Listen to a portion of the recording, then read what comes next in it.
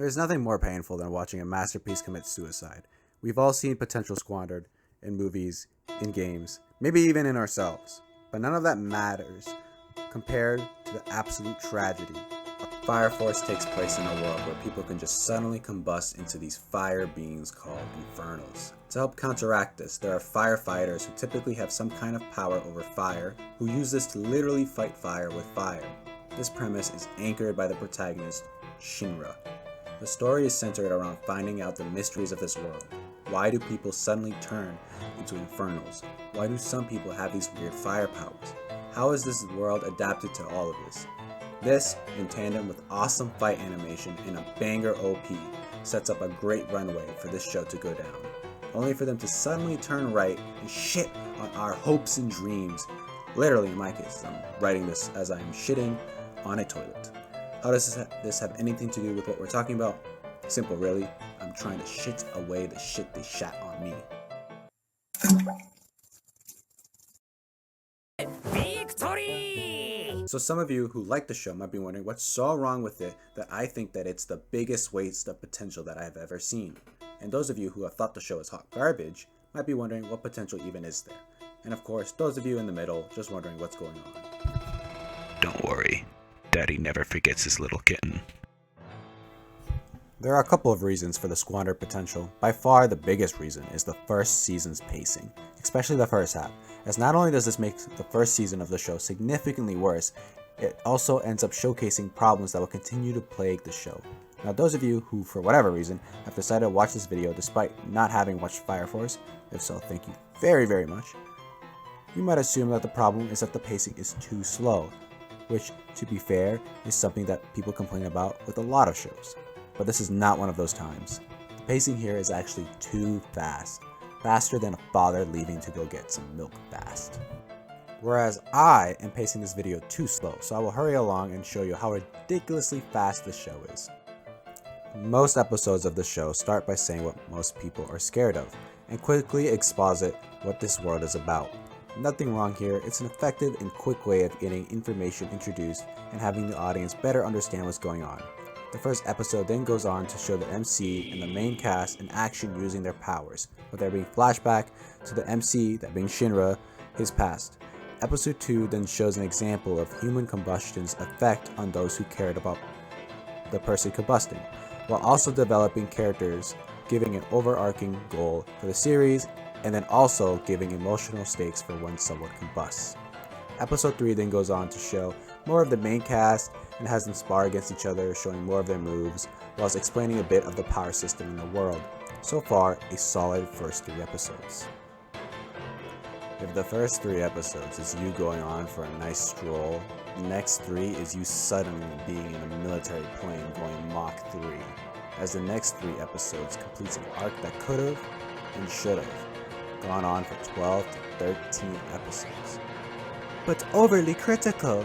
How could they have possibly gone through 13 episodes worth of content in just 3? Well, they start off by just introducing a firefighter who murders someone, an interesting concept in this world by itself, suddenly combusting and becoming an Infernal, and then not only becoming an Infernal, but becoming the first Infernal to be able to speak, apparently, as they say multiple times throughout the episode, making it a huge deal. So you would expect them to treat this as such and really build on it, only for him to then get captured by another fire squad in the same episode, who were effectively just introduced right before we see any of him. Okay, alright, fine. Maybe we'll get to see more of him later on. After all, now the characters are planning to storm this other squad's place because apparently they've been extremely suspicious and they need to see what's going on. Which is also something that should be given time to develop and worthy enough to be a whole arc within itself. But okay, cool. Maybe while they plan their break-in, we'll get to learn more about this Infernal that's able to talk, while also simultaneously learning more about this other fire squad, leading to suspenseful build-up before a climactic confrontation between everyone, kind of like what Hunter x Hunter did with the Palace Invasion section of the Chimera arc. Nope. They stormed the palace the same episode. Oh well, surely they'll give plenty of room for the actual storming of the squad and final fight against the boss of the squad, right? Nope. The boss gets defeated within an episode. Okay, well surely we'll see them resolve this in an interesting way. After all, we just saw a serious conflict within the Firefire Company, and we still have the Talking Fire Combustion dude. Nope. The boss is now on their side after getting beaten in battle by the MC. This means that them planning to storm the squad, to them putting that plan into action, and fighting all their henchmen, to the main character fighting the boss, to them then getting the boss on their side. This all happens within 3 episodes, with minimal to no setup anyways. Also, sidebar, the actual fights that happen with members of the main cast and the henchmen are ass, unsurprisingly, as this happens within an episode. Like, there's this scene where this character who thinks he's King Arthur and is also the rival to the MC just gets bodied by some henchmen, only for him to then realize he was fighting with his non-dominant hand. Not that he was holding back, no. He straight up did not know he was fighting with the wrong hand. Like, bruh, come on, dude. Also, the Infernal, the talking Infernal, who came back and is the only one who can talk, yeah, he just gets clapped and is gone. That's it. Talk about anticlimactic. If he was just gonna get murked in such a fashion, why even make such a big deal about him in the first place? Oh, and I completely forgot. Also within the span of these 3 episodes, we also have them flashbacking to not only the boss's backstory, but her backstory is also the backstory to the blonde nun chick who's part of the main cast, showing how they knew each other when they were younger and how, oh, from the blonde's perspective, the boss was happy that the nun orphanage thing they were part of burned down, only for the boss to reveal that she was sad and she was just smiling to help deal with her trauma. So that's a lot. Oh, and this arc also helped set up suspicious stuff happening in the background. Now you would be right if you guessed that in such a condensed time frame that some parts of this arc would be sacrificed and be weaker than it should be. But you would be even more right if you guessed that all parts of it was sacrificed, and the reward for that sacrifice was our suffering. All this leads to characters having rushed introductions and incomplete backstories, causing them to feel one-dimensional, such as this blonde chick. You think I give a fuck about her? Because why should I? All character development I got from her was the equivalent of fucking Wikipedia-ass backstory and introduction some hentai put at the start of this shit. It's 2026. I ain't reading all that. And don't even get me started on the bitch of a leader of the enemy fire squad going. Because that's all we see of her, a bitch.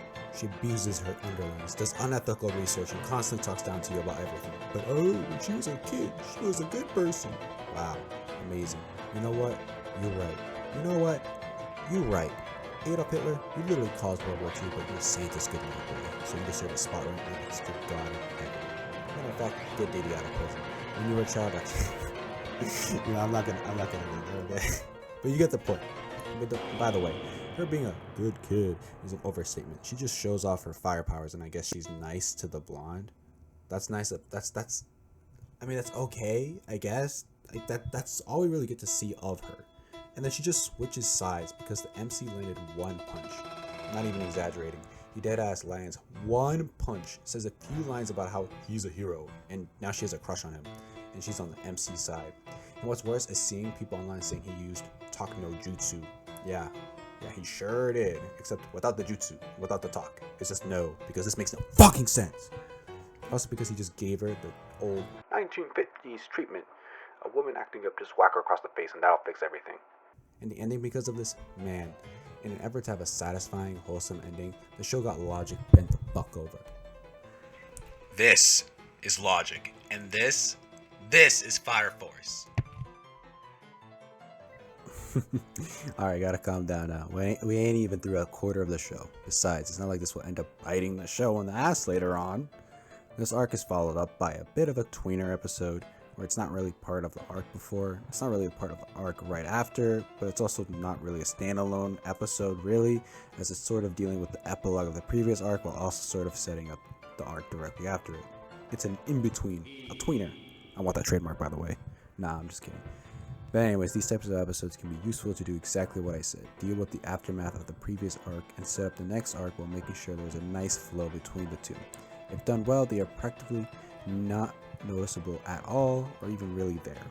One example is Hunter x Hunter, where the arcs usually flow pretty nicely into one another. Now, unfortunately, this episode doesn't really fit in with the previously mentioned ones.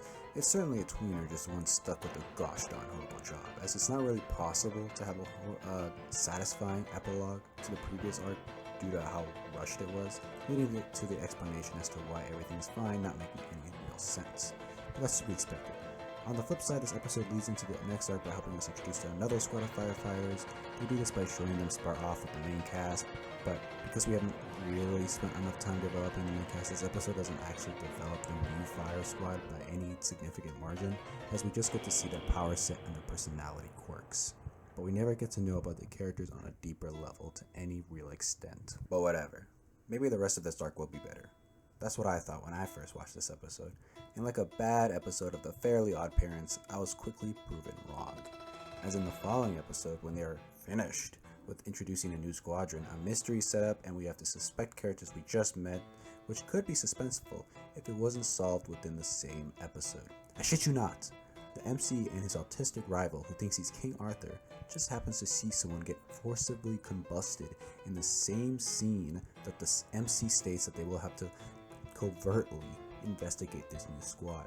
And then when they run to the alleyway to where the guy who's forcing people to combust was, you see two dudes who are the new fire squad, meaning it's either this guy or this guy, which effectively makes everyone else in the new squad that you're investigating irrelevant.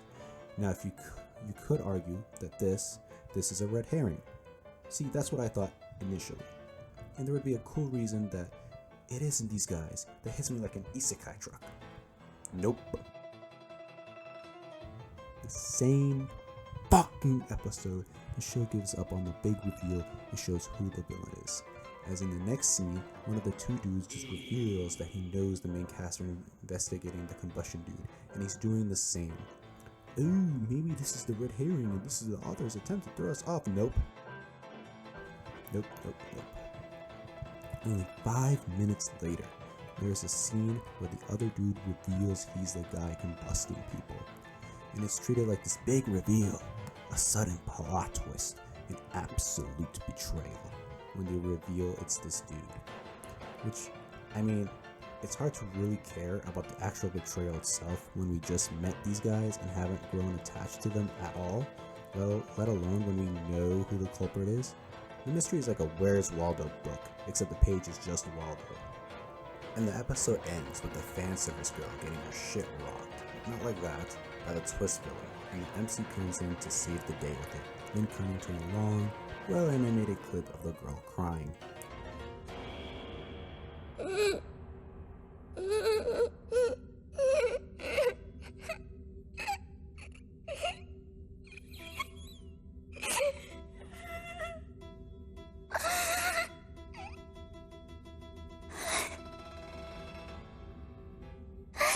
Cut to black. I'll touch on the missed potential of this and everything else later on, as I'm just focusing on what they messed up. Not what could have been, but this should have been an incredibly impactful moment where the show stamps itself as an amazing show. I should have felt a wealth of emotion here. Instead, I felt none. The next episode is just a fight between the MC and the Start Eye Guide, except it should be, but this arc is somehow even more rushed than the last one. Only the first half of the episode is the fight, with the Star-Eyed guy getting frozen by the other dude we mentioned earlier. The Star-Eyed guy then gets sniped by these two mysterious figures, and the second half of the episode is just members of the main cast and the guys from the first defending themselves. Alright, the episode following this, all the groups are gathered up and there's supposed to be tension. A fire squad leader storms out and they're about to finally reflect on previous events, something that was very much needed.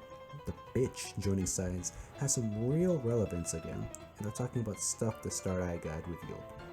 By the way, if that arc wasn't rushed enough, the dude also dropped important information regarding the mysteries the show is trying to set up long term. So they get to talking about it, that being the mythical Adola burst and how mysterious it is. So as is custom with this anime, the next scene they reveal information about it, this time from Joker. Let me repeat, before we even get to sit and stew with the mystery of it, in the literal next scene, Joker reveals a tremendous amount of information about it, and reveals that MC's brother is a part of the evil guys. I'm getting spoiled by my own show. Social media got nothing on Fireworks. Alright, editor overly critical here. I just realized I never spoke about Joker earlier, and that's just because he wasn't really that big of a deal in prior quote-unquote arcs. All you really need to know is that this dude is the supposed cool guy, the anti-hero we see working in the background, who will occasionally try and tempt the MC to, join the dark side, for the greater good, I guess, if you want to call it that. But as you'll see in season 2, this dude actually isn't all that. All you really need to know is that he'll occasionally show up out of nowhere, do a cool pose, have some smooth animation to go with it, and then he'll just exposit information to Shinra, the MC, and to the audience. For now, that's all you need to know. If you haven't watched the show, don't worry. You know plenty to understand the rest of the review. Knowing this show, the MC will reveal everything Joker told him next episode. But there's half an episode left, so we'll at least get that time to mull it over and have some tension build within the group. Nope.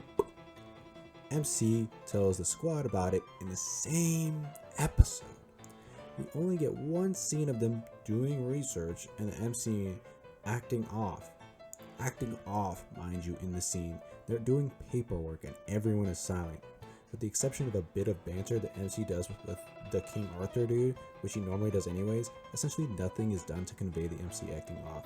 He's acting himself, and even if he were acting off, they came from a fight where someone died, they endured getting shot by a sniper, he was just in a meeting with several fire squadron leaders, and had the possibility of getting tested on because he has an Ebola burst, which he just found out is even a thing. And then after all that, he's now diving straight into paperwork to investigate an evil group that is forcibly combusting people. So after all that, I don't think him acting odd would be much to take notice of. But, what it shows they care, except he wasn't fucking acting off! What honestly makes this worse is the fact that the MC talks about how they're a family. But we've spent so little time actually getting to know these characters that him saying that just feels like corporate speak. The episode then ends with them showing the brother. The show is spoiling itself. We can't even get a scene where we just have to stew or something. No, we just have to automatically see the brother with them. Amazing. It's amazing, really. Anyways, the next arc's pacing is a little bit better, and this video is getting long enough as is, and y'all get the point regarding season 1. But real quick, the arc after the next one is just 3 episodes. We only get to see the new characters that will eventually join the main squad at halfway through the first episode. The first episode of the arc, that is. It's a mechanic, a chick, and a kid. The kid doesn't really join the group though, so you can just forget about it. Y'all already know the next episode. One of the new characters turns out to be a traitor, and it's the chick. Whoa, I'm so shocked. I haven't seen this formula ever before. You already know the problem here. Characters don't get enough time. Twist villain betrayal falls flat. 2010's Disney ass problems.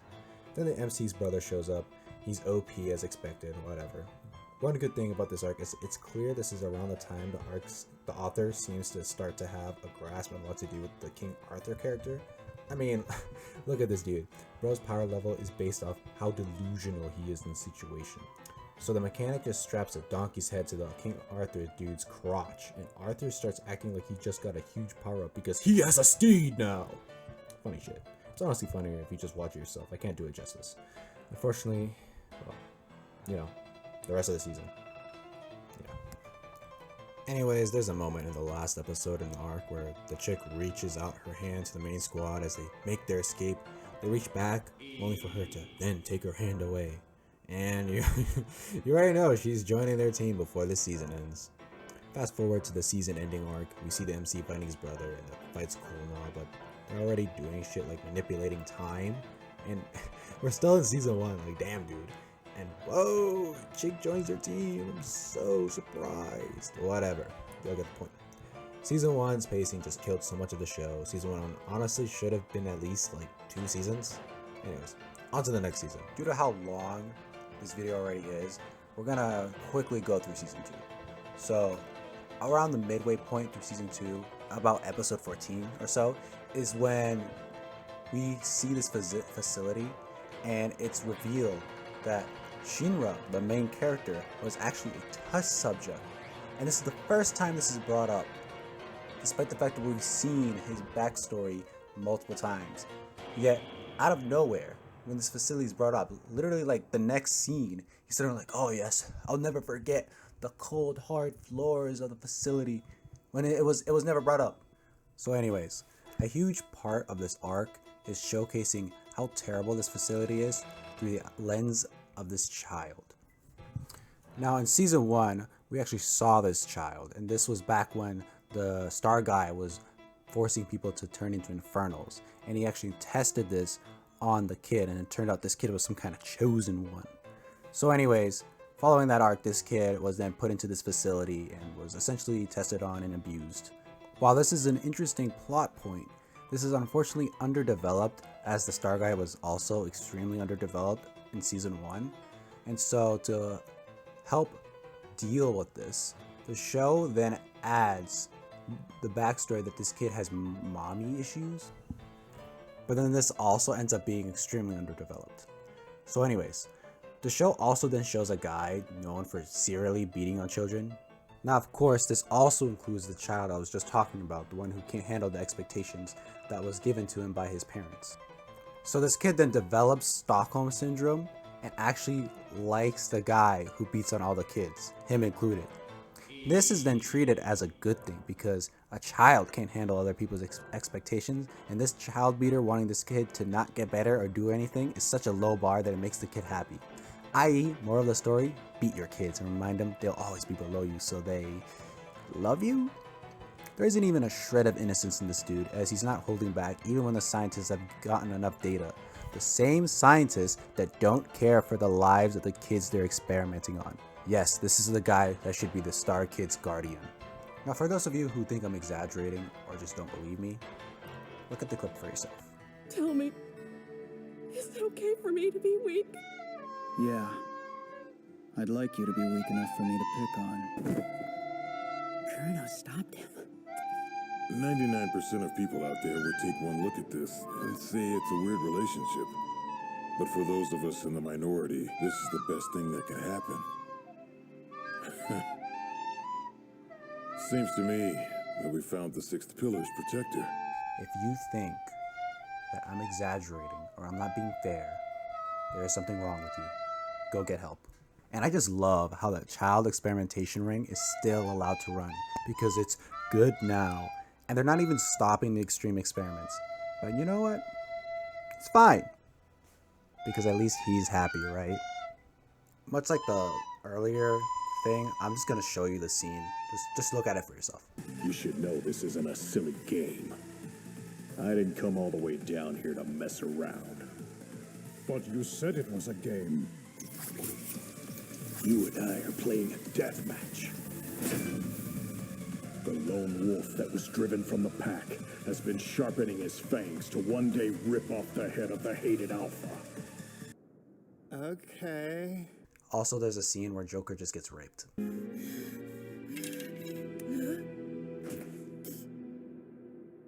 I will defile you down to the bone.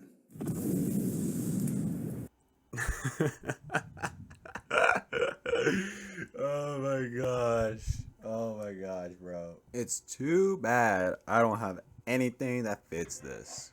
It's just too bad.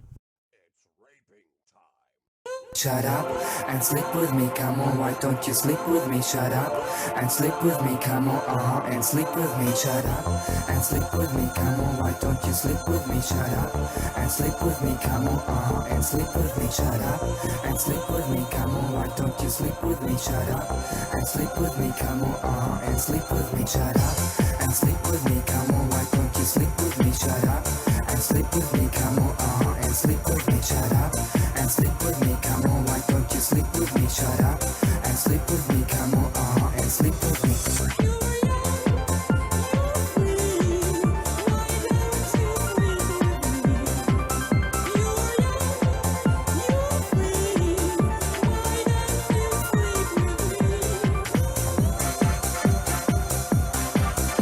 Shut up and sleep with me, come on, why don't you sleep with me? Shut shut up, and sleep with me, come on, and sleep with me, shut up, and sleep with me, come on, why don't you sleep with me, shut up, and sleep with me, come on, and sleep with me, shut up, and sleep with me, come on, why don't you sleep with me. The trimmed down version, I cut out a lot.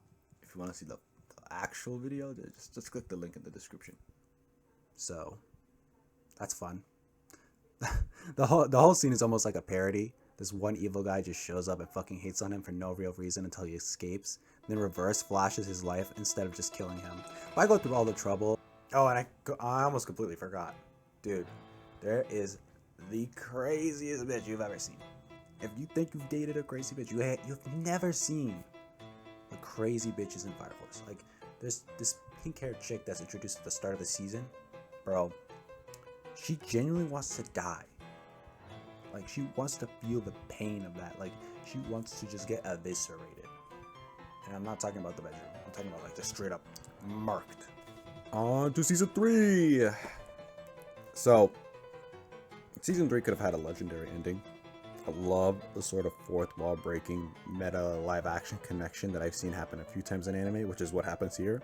One example is obviously Neon Genesis Evangelion, specifically in the movie The End of Eva.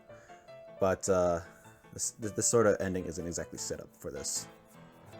At least not enough anyways. The ending is like a really nice exterior of a house. Looks great, but the inside is messed up. Clearly needs work, and the ground, in Fire Force's case, the ground isn't even mud, it's just straight up mush, so the whole thing just falls apart. And I mean, like, the problem with season 3 is that it has a very different kind of rot as opposed to season 1 and 2. The pacing is a bit better, but every scene is just plot bloat, where every scene that isn't just like a half episode payoff is just pure yapping and meandering into random reveals. So season 3 starts off pretty strong. We see some of the main villains have actual nuance within their beliefs and have to sacrifice something for it, and it's not something that's just, ew, the world would be so cool to be covered in fire again. The characters feel oddly mature rather than, their typical Fire Force selves. And I'm not talking about how eccentric they are. That's actually fine. It's very interesting. One example is obviously the crazy pink-haired chick I talked about earlier. I more so mean the fact that it's not just characters having a bunch of quirks shoved onto the screen and being like, oh yeah, that's who I am. I really like potatoes and that's it. And then the story takes a very interesting route with having the first captain be a twist villain. And this is one of the few things within the show that has a pretty believable payoff due to the scenes we've seen before between him, Joker, and also Shinra, the main character.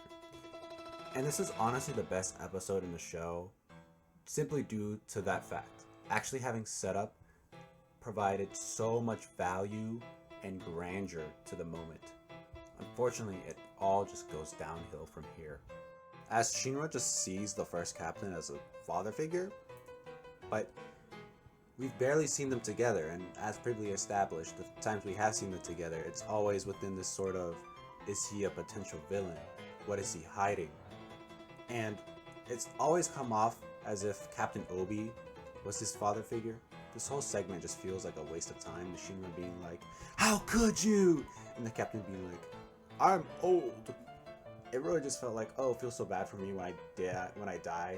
They didn't even commit to his faith for these brief episodes. It doesn't help that his backstory is that he's the best person at prayer. The fight also is just Shinra hitting Still Man and saying, I need to go faster, when he's speed of light by season 1, and I'm pretty sure Shinra is still hard linked with Adola. Another obvious example is the backstory with the blonde nun and the One Piece looking chick. The bitch. There's this big reveal with their backstory, and it changes a lot about what's going on this season. And this reveal would be really good, but it was never foreshadowed or set up properly in prior seasons, even though they had a huge opportunity to do so in the first arc of the first season.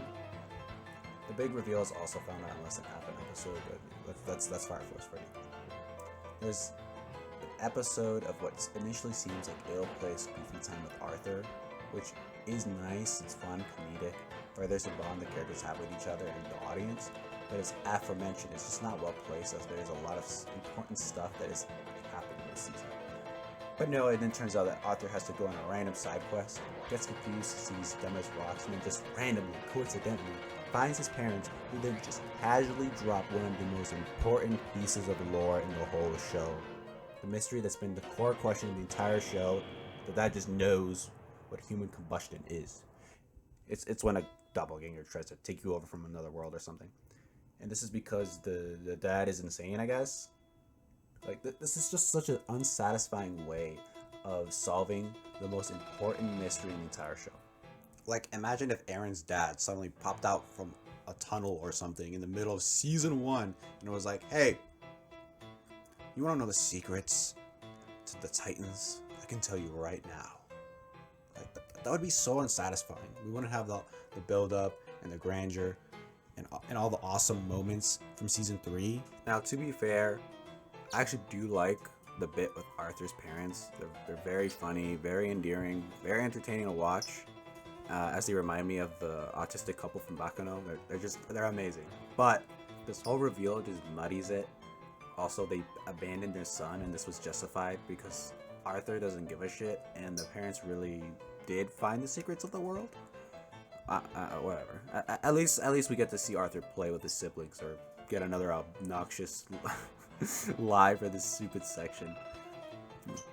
It's entertaining, I guess, but doesn't mean it's particularly good. And this isn't even touching on the pie reveal or whatever that also happens in the season, as there's just so much that's going on this season that could have been entertaining, interesting, and just dramatic and impactful, but falls flat due to not having proper setup in earlier seasons. So yeah, I'm not gonna cover the pie thing. Very sorry, but if anything, this just goes to show how much of season 3 should have and could have been amazing, if not for the season 1 and season 2. Oh, and also while making this video, episode 13 came out, and doppelgangers seem to be your opposites, I guess. We'll see how this develops. This is just another huge reveal that could have been on the level of, say, some of the reveals we see in Attack on Titan. So of the missed potential, season 1 and the entirety of the show really had stellar action animation, good music, interesting concepts, and what could have been a large cast of fun and exciting characters. It also had plenty mysteries. I'm gonna edit that out. That with proper setup would have had incredibly suspenseful moments. Take the Star-Eye guy. The groundwork was already laid out, and if given enough time, would have led to us being emotionally attached to the characters and would have made the scene of the girl crying so much more impactful. It also would have made it easier for a lot of the weird stuff that happens in season 2 to make more sense and be emotionally resonant. Just look at Attack on Titan. It was so well done until the ending. Fire Force could have been like that, but with a substantially better ending. Please subscribe. Click the bell button. Click the like button. Write comments. Please. Please. Please.